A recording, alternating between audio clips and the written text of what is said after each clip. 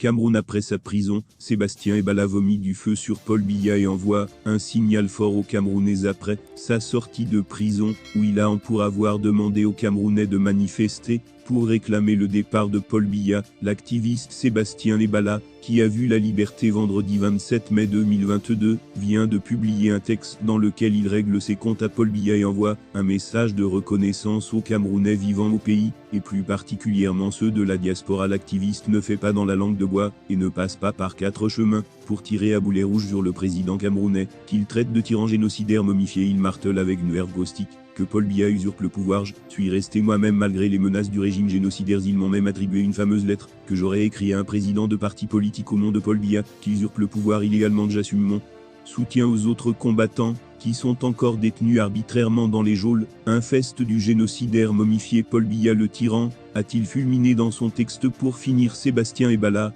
précise que ses opinions resteront les mêmes et remercie les Camerounais, plus particulièrement ceux de la diaspora, qui lui ont apporté un soutien sans faille durant sa détention. La rédaction de CamerounWeb.com vous propose ci-dessous l'intégralité du texte de l'activiste. J'ai retrouvé ma liberté depuis le vendredi 27 mai 2022, 2 jours où mon mandat de dépôt avait été signé. J'ai assumé mes conditions pendant 2 ans. Je suis resté moi-même malgré les menaces du régime génocidaire. Malgré l'espionnage monté par les services de sécurité, j'ai été torturé à mort pour que je livre le nom de Maurice Kamto, le président élu.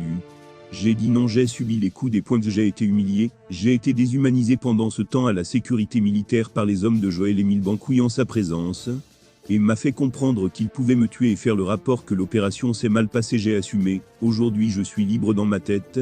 Dieu a été à mon secours pendant tout ce temps. Ils m'ont même attribué une fameuse lettre que j'aurais écrite à un président de parti politique au nom de Paul Biya, qui usurpe le pouvoir illégalement. Aujourd'hui, les Camerounais sauront la vérité sur l'histoire de cette lettre mensongère.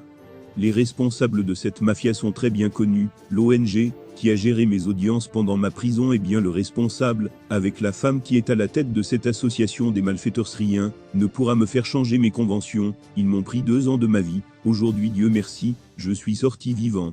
J'ai pris mes responsabilités, je les assume fièrement, avec beaucoup d'intérêt. J'assume mon soutien aux autres combattants, qui sont encore détenus arbitrairement dans les geôles infestes du génocidaire momifié Paul Biya, le tyran. Merci beaucoup à vous mes frères. Je reste dans ma logique de voir un Cameroun nouveau, avec des personnes qui peuvent nous donner de l'eau potable, les bonnes routes, les bons hôpitaux, les universités de qualité. Pour le reste, mon esprit reste le même. Merci beaucoup à mes frères de la diaspora. Avec les prières, le combat continue, restons solidaires. L'union fait la force. Que Dieu Tout-Puissant bénisse le Cameroun et notre combat pour la libération.